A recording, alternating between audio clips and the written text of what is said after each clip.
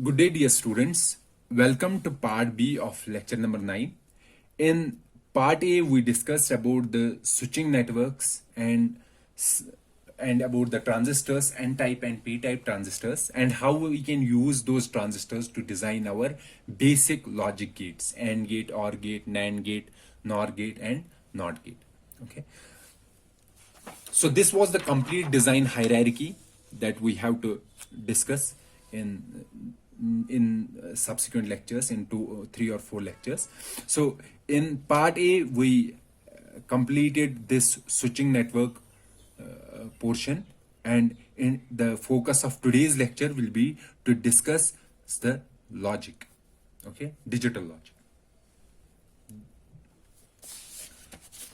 So our digital systems, they are made of two different types of circuits.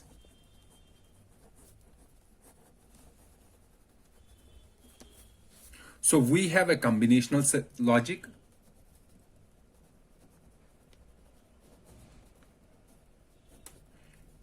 and we have a sequential logic. Or we can say our logic has two different types of circuits. Logic circuits are of two types. One is the combinational logic, another is sequential logic. You may be well aware about these terms. What do you mean by a combinational logic and what we mean by a sequential logic? Let me briefly give an overview of these two logics. So combinational logic means output is a function of inputs on, is a function of current inputs.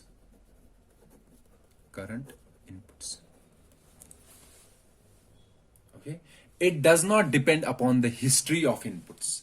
Let's say I have to add two elements or two inputs, A and B.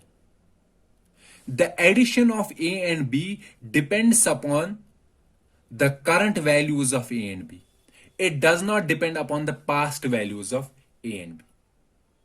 Okay, so this operation, addition of A and B, can easily be achieved with the help of combinational logic, because the output depends upon the current inputs. So the circuits to add A and B, those belong to the combinational logic. So combinational logic includes those circuits, those logic circuits where the output is a function of current inputs. Some other examples of combinational logic are, for example, multiplexer.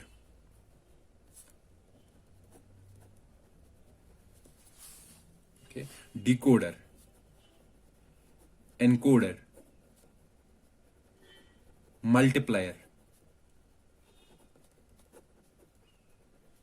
adder, subtractor. These different logic circuits are an example of combinational logic. We will discuss these multiplexer, decoder, encoder here in this particular lecture. The example is how we can design multiplexer, decoder, encoder using the combinational logic. So that will be the focus of this particular lecture. So let's wait 1 or 2 minutes. We will discuss these circuits separately.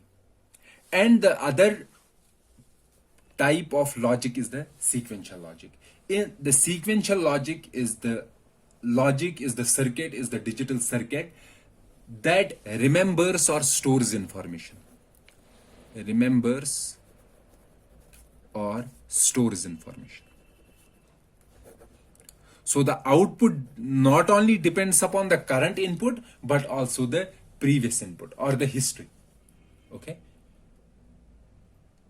And sequential logic, we also called it state elements. State elements means they are storing some state. And the example of sequential logic include memory circuits or registers. So basically, registers are made of digital logic. What kind of digital logic? For example, flip-flops. They are the logic elements, digital logic. And these logic elements or these logic circuits are used to store the information. Okay. registers in the form of registers or memory, and these type of circuits belong to the sequential logic. So sequential logic includes the circuits that remember or store information, for example memory and registers. And combinational logic includes circuits where output is a function of inputs only, not the history of its execution. And the example is circuits to add A and B. And representing a combinational logic, we can represent any combinational circuit. There are different formats in which we can represent a combinational logic. For example, using a text description or using a Boolean expression. For example, if we have to denote A and B, this combinational logic, we can simply write A dot B. Or if we have to represent A or B, so we write A plus B. Likewise, any combinational logic can be represented using a Boolean expression, or we can represent it using a truth table, or simply using a circuit diagram. And you have learned in your digital logic course that how truth table can be converted into Boolean expression, the minimum sum of products or sum of products. Okay, you may have discussed about the Karnaugh maps.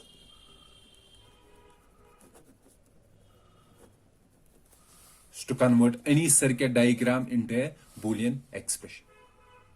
Okay, so let's not go there, let's not discuss those things. This complete is the part of digital logic course if you have to go in great detail.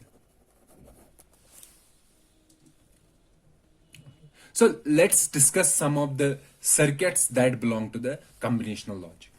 Okay, first we will discuss some circuits that will be required in our processor designing, both in combinational logic and in sequential logic. First we will discuss some of the circuits that belong to the combinational logic, then we will move to the sequential logic.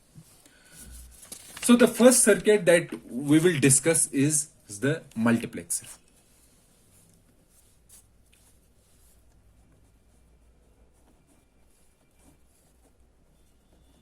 What is a multiplexer? Multiplexer is that if we give n inputs, if we have n inputs, among these n inputs, it chooses one input.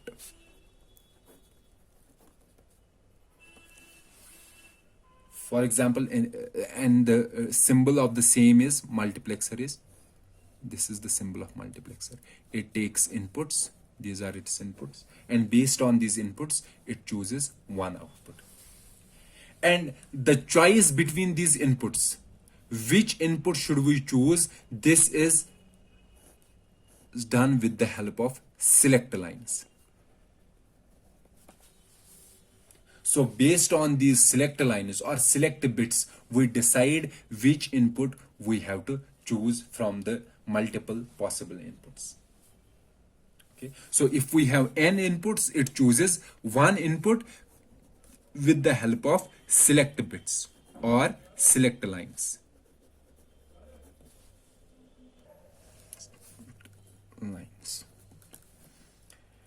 And if there are n inputs, the select lines are log of n. For example, if there are 8 inputs,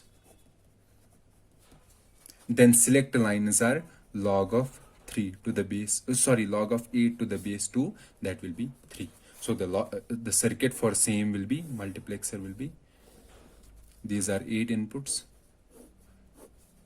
input 0, input 1, input 2, input 3, input 7. And this input, the type of inputs that should be chosen to have our output, that is designed by three select lines, S0, S1, S2. If all are 0, 0, 0, 0, it will choose this one. If one S2, this, if this is 0, 0, 0, I0 will be chosen. If it is 0, 0, 1, I1 will be chosen. If it is 0 1 0, I2 will be chosen, and likewise if it is 1 1 1, I7 will be chosen. So multiplexer is a circuit, is a combinational logic circuit that chooses one output based on that chooses one output using the selector liners from multiple inputs. Okay, and any multiplexer, we can design this multiplexer using the gates, logic gates. Okay, for example, let me give here an example how we can design 4 input multiplexer. Okay, let's say inputs are A, B, C, and D, and these selector lines are, we require 2 selector lines, select 0 1. Okay, and the circuit for same will be like this. Let me make a circuit. So I'm going little bit fast here because you have learned about these circuits already in your digital course, digital logic course.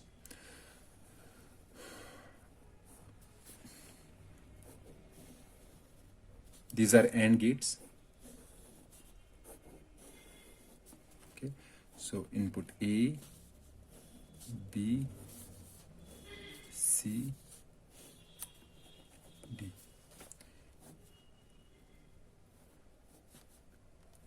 S0, S1 bar,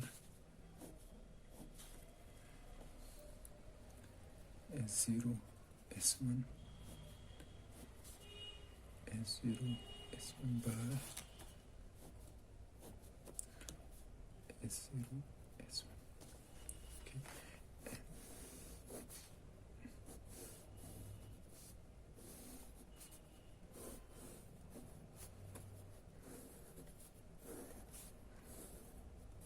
This is our output. So let's see here. So these are our 4 inputs A, B, C, and D. If S0 and S1 are 0 0, both are 0 0. So let's see if both are 0 0. So what is the output of this AND gate? This AND gate, S0 is 0, so S0 bar will be 1. This is 1, this is 1, this is A. So 1 dot 1 dot A will be 1. So output will be A.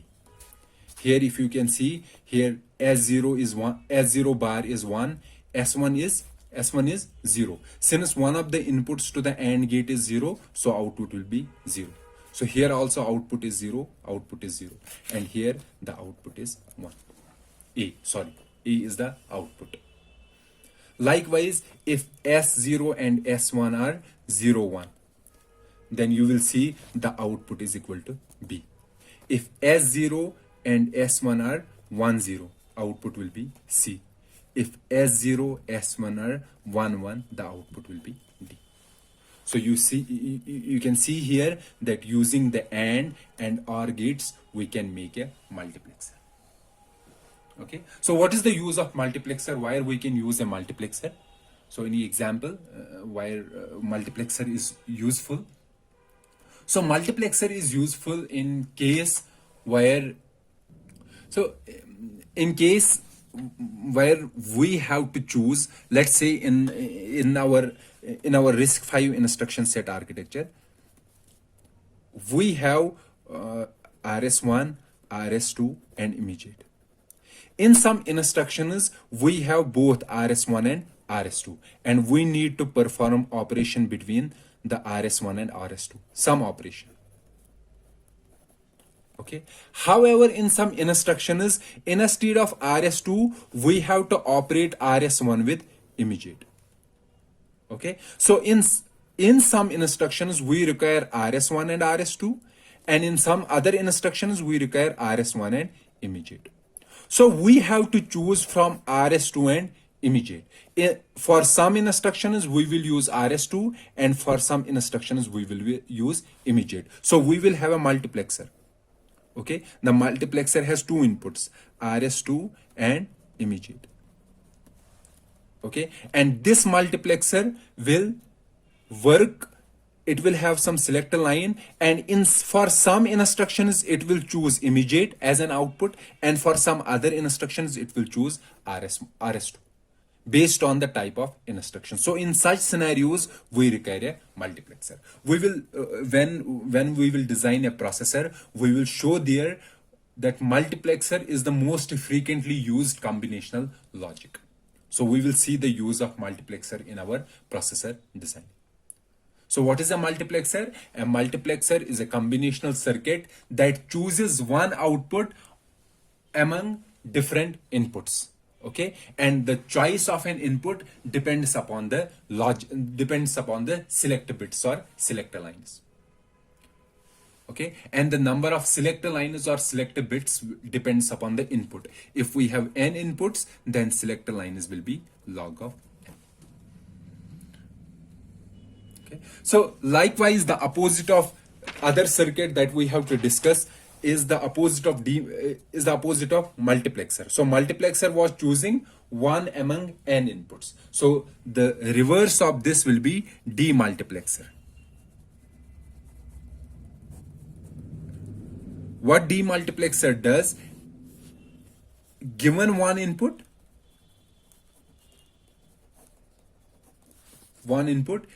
it make it appear on one of the outputs. What I mean to say, that we have a circuit, we have this demultiplexer, demux we say, and this demux takes an input, one input, okay? And it has multiple outputs. This input, let's say this is output 1, this output 2, this output 3, this output 4, this output 5. This input is matched from this portion, this input, to one of these outputs. So this input may go to output 1 or to output 2, output 3, output 4 or output 5. To which output should we match the input? That is done by the demultiplexer. So the demultiplexer takes one input and it matches this input to one of the output lines. And this again is done with the help of select bits. So select bits will determine to which of the output should we match the input. Okay, so what is the use of a demultiplexer? Where should we use the demultiplexer? The demultiplexer is used in case of memories.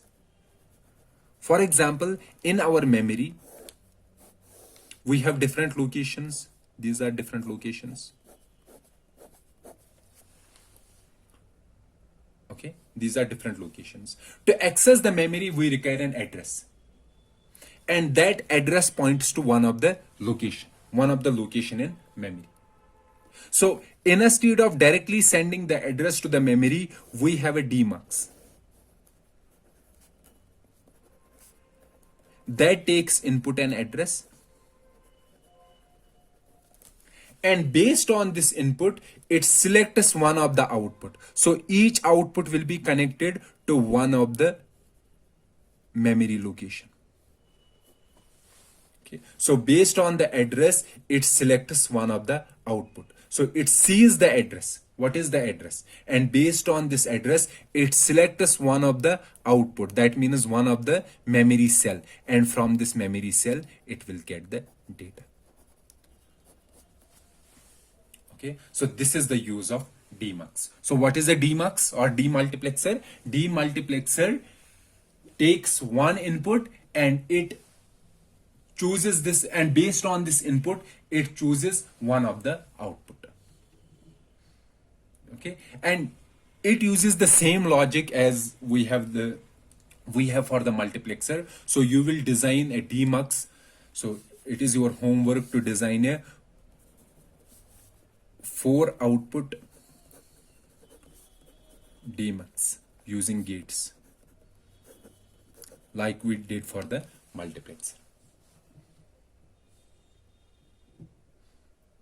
Okay, so After the demultiplexer, another combinational circuit that is useful for our processor designing is the encoder.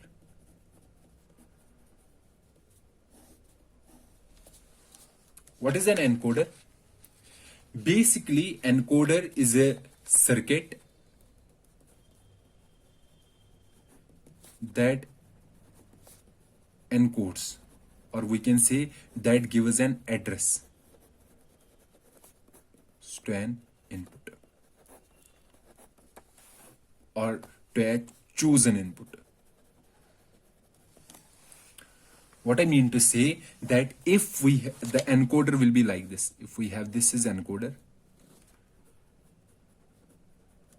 and let's say this encoder is taking 4 inputs. Input 1, input 0, 1, 2, and 3. Okay. If input 2 is active, encoder output has, so first thing that you have to understand, encoder has n inputs and the output is log of n. Because using n bits, using log of n bits, we can easily denote n inputs. Okay, so if we have 4 inputs, output will be 2 bits, or we can say log of 4 is equal to 2. So basically, encoder always assumes that only one of the input is active. So which input is active, it gives the address of that particular input. Let's say input 2 is active. Okay, the output will be 1, 0. However, if 3 is active, the output will be 1, 1. If 0th is active, the output will be 0, 0. And if I1 is active, output will be 0, 1. So the encoder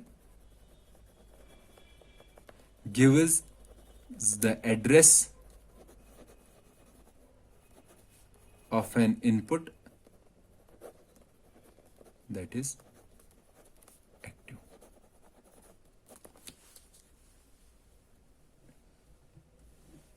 Okay.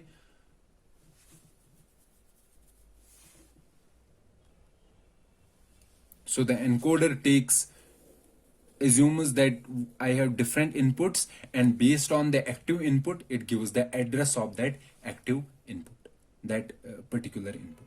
And it assumes that at a time only one input is active. And which input is active, that comes at output at the encoder. And the opposite of encoder is the decoder.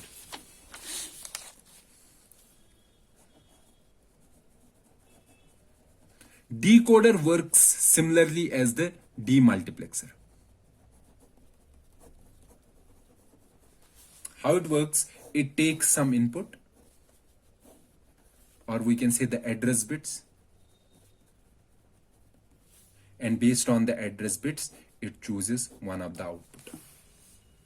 It is the opposite of encoder. What encoder was doing, so we have input 1 was active and it was giving the address of that active one. Now the opposite is, we are giving the address and it is giving the input that it belongs to. Okay, if the address is 10, it will activate I2. If the address is 11, it will activate I3. So it is the out. So the decoder is the opposite of an encoder. It takes address bits as an input, and based on these address bits, it chooses one of the output. Okay, so we can use decoder in a state of a demultiplexer in case of accessing memories.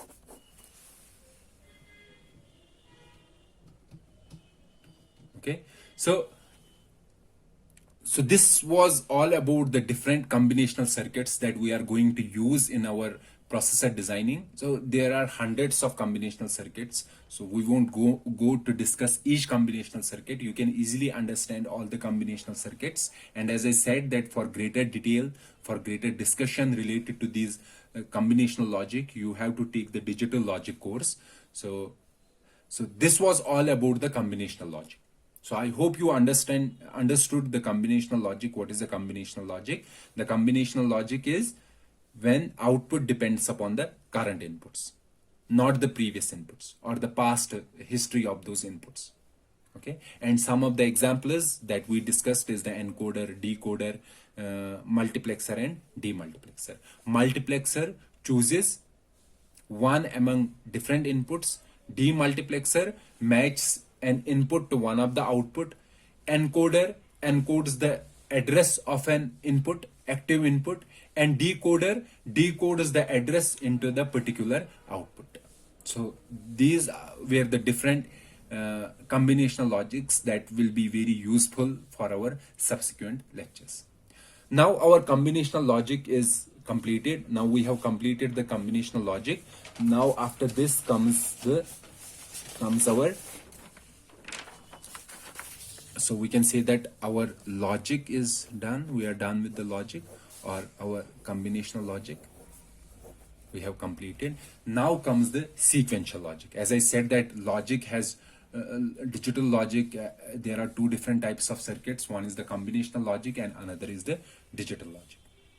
Sorry, another is sequential logic. So we are done with the combinational logic. Now we have to discuss the sequential logic. Sequential logic means the circuits that can be used to remember the information. And based on the sequential logic, we will design the registers.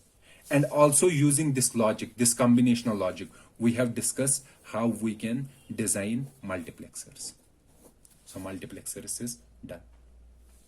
And the same logic can be used to design the comparators. Comparators means comparing two different inputs.